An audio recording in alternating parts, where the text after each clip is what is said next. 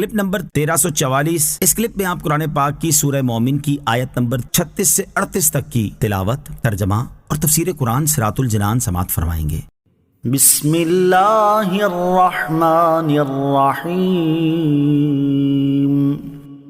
ترجمہ، اللہ کے نام سے شروع جو نہایت مہربان رحمت والا ہے۔ وقال فرعون یا ہامان ابن لی صرحا لعلی ابلغ اسباب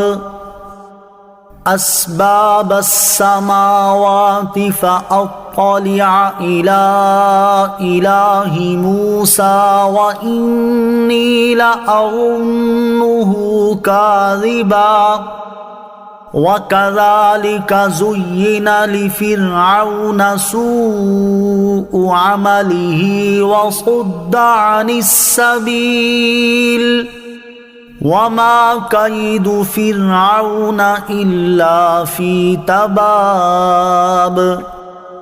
ترجمہ، اور فرعون نے کہا، اے حامان، میرے لیے اونچا محل بنا، شاید میں راستوں تک پہنچ جاؤں، آسمان کے راستوں تک، تو موسیٰ کے خدا کو جھانک کر دیکھوں، اور بے شک میرے گمان میں تو وہ جھوٹا ہے۔ اور یوں ہی فرعون کی نگاہ میں اس کا برا کام خوبصورت بنا دیا گیا، اور وہ راستے سے روکا گیا، اور فرعون کا داؤ ہلاکت میں ہی تھا۔ وقال فرعون، اور فرعون نے کہا۔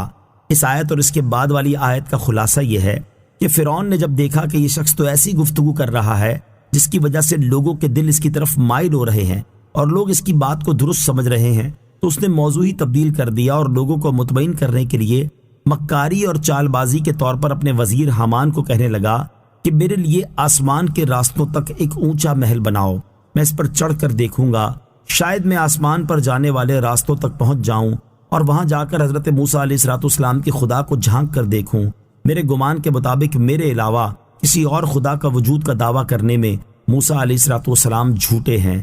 یہ بات بھی فرعون نے اپنی قوم کو فریب دینے کے لیے کہی، کیونکہ وہ جانتا تھا کہ برحق معبود صرف اللہ تعالیٰ ہے، اور فرعون اپنے آپ کو فریب کاری کے لیے معبود ٹھہرا رہا ہے۔ اللہ تعالیٰ ارشاد فرماتا ہے کہ اسی طرح فرعون کی نگاہ میں اس کا برا کام یعنی اللہ تعالیٰ کے ساتھ شرک کرنا اور اس کے رسول کو جھٹلانا خوشنما بنا دیا گیا، اور شیطانوں نے وسوسے ڈال کر اس کی برائیاں اس کی نظر میں بھلی کر دکھائیں، اور وہ ہدایت کے راستے سے روک دیا گیا، اور حضرت موسیٰ علیہ السلام کی نشانیوں کے مقابلے میں فرعون کے مکر و فریب، نقصان اور ہلاکت کا شکار ہوئے، اور وہ اپنے کسی داؤ میں کامیاب نہ ہو سکا۔ نوٹ: حامان کو محل بنانے کا حکم دینے والا واقعہ سورہ قصص کی آیت نمبر 38 میں بھی گزر چکا ہے۔ وَقَالَ الَّذِي آمَنَ يَا قَوْمِ اتَّبِعُونِ أَهْدِكُمْ سَبِيلَ الرَّشَادِ۔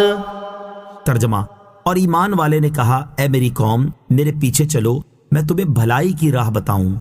وقال الذی آمن، اور ایمان والے نے کہا۔ جب مرد مومن نے دیکھا کہ فرعون کوئی معقول جواب نہیں دے سکا تو اس نے دوبارہ اپنی قوم سے کہا، اے میری قوم، تم فرعون کی بجائے میری پیروی کرو، میں تمہیں بھلائی اور نجات کا راستہ دکھاؤں گا۔ اولیاء کی پیروی میں بھی ہدایت ہے۔